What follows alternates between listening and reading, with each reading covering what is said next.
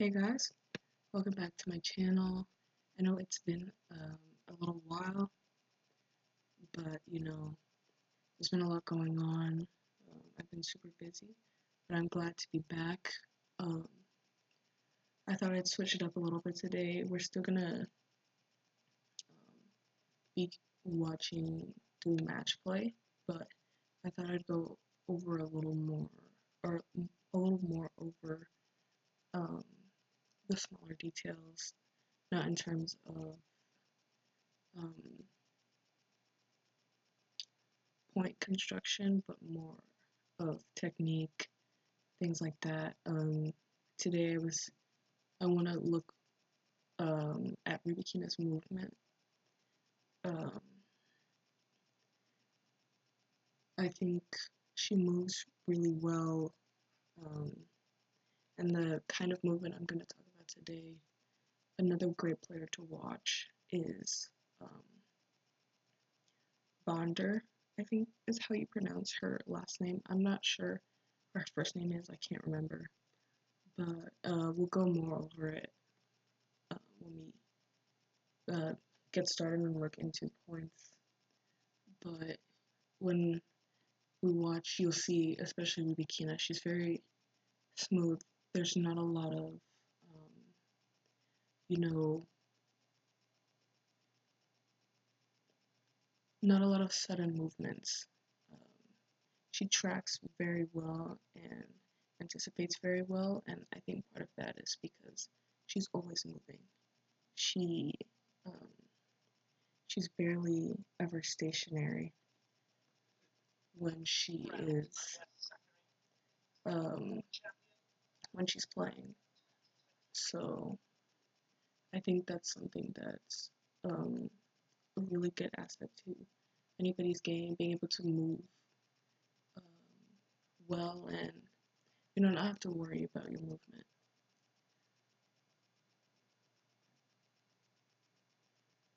As you can see here, if you watch your feet, you can just see that everything is smooth.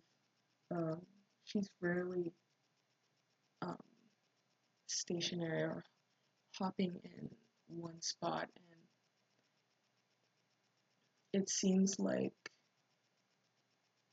she is constantly reacting to what she's seeing versus reacting to just the contact, which I think is something that um, a lot of coaches say. I think with the way she moves, puts a lot less emphasis on the the split step, and I think that's something that a lot of um, juniors struggle with. Um, there's a lot of emphasis on the split, and there doesn't need to be. You can you can be you can split on the move. You don't have to come to a stop to do your split step. And I think you move and can track and can read a lot better when you're not so focused on stopping, because you shouldn't be.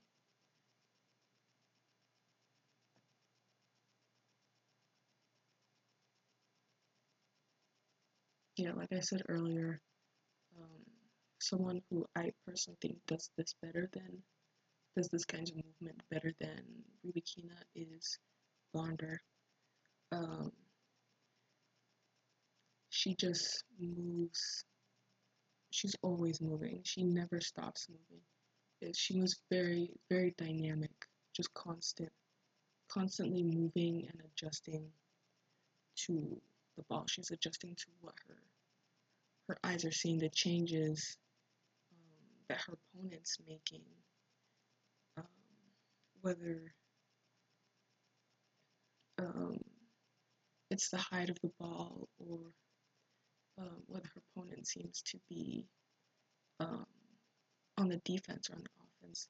She's always moving, and that allows you to be constantly adjusting to the ball, um, no matter not only to the ball but to your opponent, no matter what's happening, and you feel more in control, and it feels um, like you can get to everything.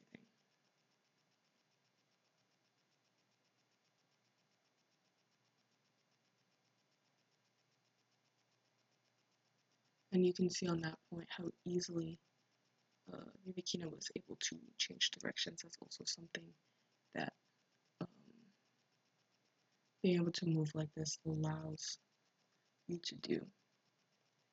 So yeah, I think it's, you know, try not to be so focused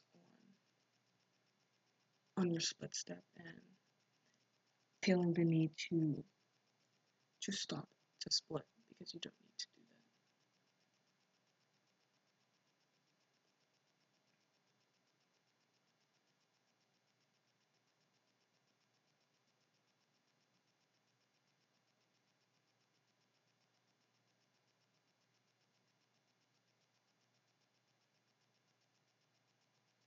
that. You can see even when she is quote unquote bouncing in one spot, she's very light on her feet. She's not splitting and sinking per se into the ground. And I feel like even I've experienced this when it makes you feel stuck. Like even if they don't hit the ball that far away from you, when you split and sink, it makes it hard to change directions and get to balls that are even like really close to you. So it's also really important to stay on your feet, stay light, and you know don't allow yourself to sink into the court when you split.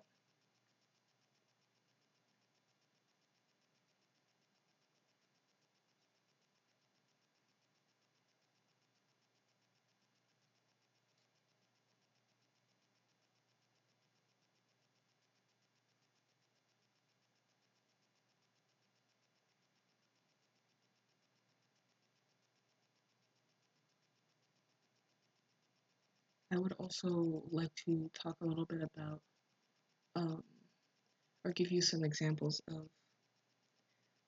or more so one example of a player um, who is still really good. Um, she's currently number 3 in the world, Coco Gauff. Um, she she is a great mover, I will say, and I think her athleticism and her speed plays a big part in what allows her to move the way she does. She's When you watch her, you can see that she's a little more rigid compared to Rybakina, Bonder, Sinner. Um, she plays more of what I would say is reactionary kind of tennis. Um,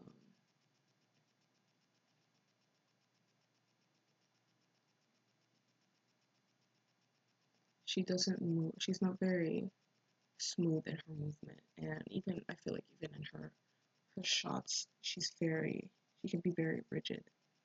And I think part of the reason why she is such a great player.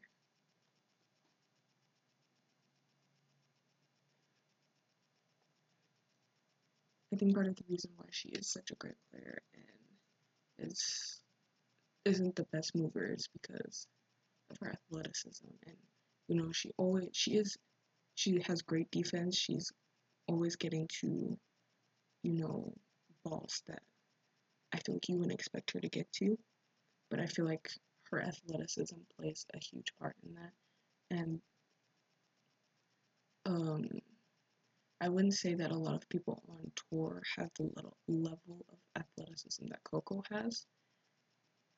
So you kind of have to make up for that in being a better mover And I think this moving like these kinds of players is your best bet.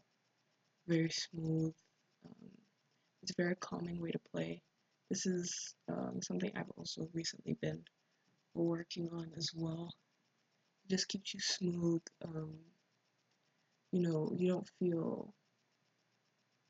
You don't feel stuck, and you just can move freely.